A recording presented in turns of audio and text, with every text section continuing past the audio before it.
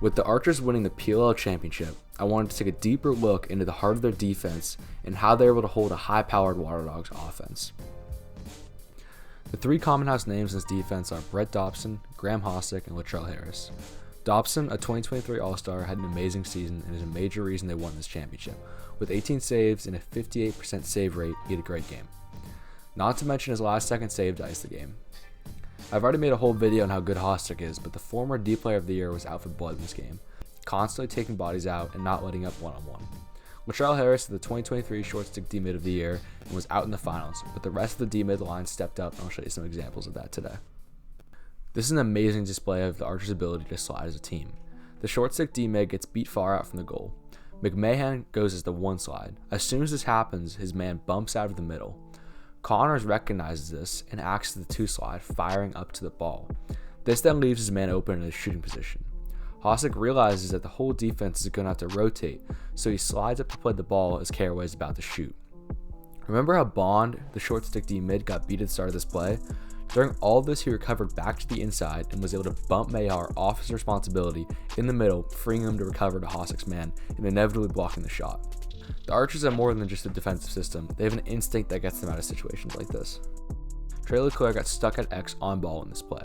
The Water Dogs offense is an umbrella shape to give the Dodgers space to work so they can back cut. The Archers defense knows they have to slide early and be able to keep on their man.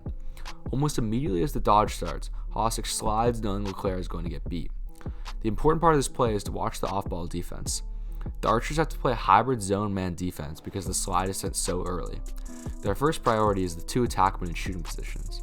They then need someone on their hands. The second priority is the middies who are on the outside.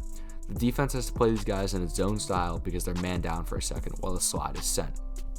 McMahon has this responsibility, so he immediately picks up a man as soon as the ball is in the air and kills the play.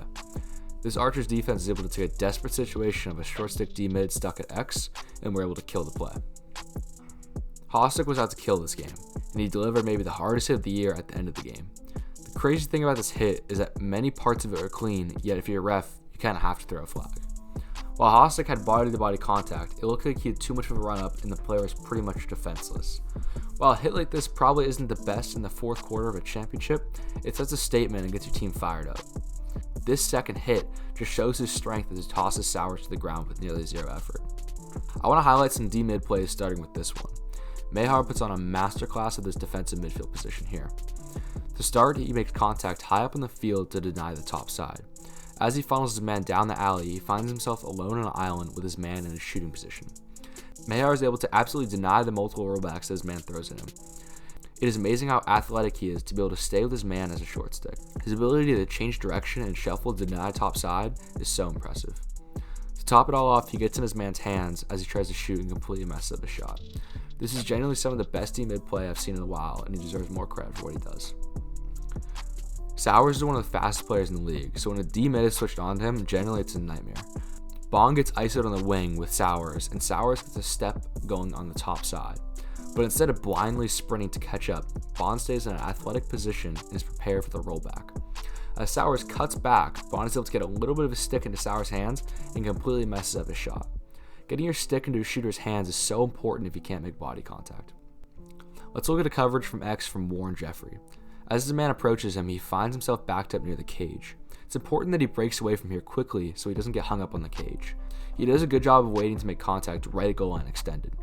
As his man climbs up the field and gets into a dangerous shooting position, he stays patient and forces the low angle shot. This gives Dobson a much higher chance of saving this as opposed to a topside shot. We have to give the offense credit for riding hard in this game too. In this play, Schreiber goes for a wrap check that doesn't land. Instead of giving up on the play, he continues to ride and pressures the pole, resulting in a turnover. Shifting back to D-mids, Mayar displays elite footwork in the coverage from up top.